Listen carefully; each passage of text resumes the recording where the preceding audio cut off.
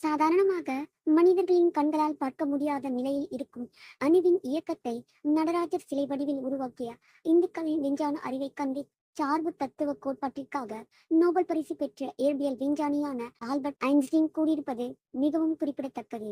கிறித்துவ சமய போதகராக தமிழ்நாட்டிற்கு வந்து 40 ஆண்டு காலம் தமிழுக்கு சேவை செய்த ஜி.யு. திருவாசக நூலை படித்த பின் நடராஜர் மேல் தீவிர பற்று கொண்டிருந்தது குறிப்பிடத்தக்கது. இந்நிலையில் சிதம்பரம் நடராஜர் கால் பெருவிரலில் தான் மொத்த பூமியின் காந்த மையப்புள்ளி இருப்பதாக உலக நாடுகள் கண்டுபிடித்துள்ளது. மேலும் நவீன உபகரணங்கள் மூலமாக அணுவின் உள்ளே துகள்கள் நடனமிடும் அற்புத காட்சியை படம் பிடித்து அதை அப்படியே நடராஜரின் நடனத்துடன் ஒப்பிடும் காட்சியை பார்த்த உலக விஞ்ஞானிகள் வியந்துள்ளனர். இவ்வாறாக விஞ்ஞானமும் மெய்ஞானமும் வியக்கும் நடராஜ பெருமானியின் நடனம் குறித்த விளக்கமும் அதன் சிறப்புகள் பற்றியும் பார்ப்போம். சிதம்பரத்தில் நடராஜர் ஆடிக்கொண்டிருக்கும் ஆனந்த தாண்டவம் காஸ்மிக் டான்ஸ் என்று வெளிநாட்டு அறிஞர்களால்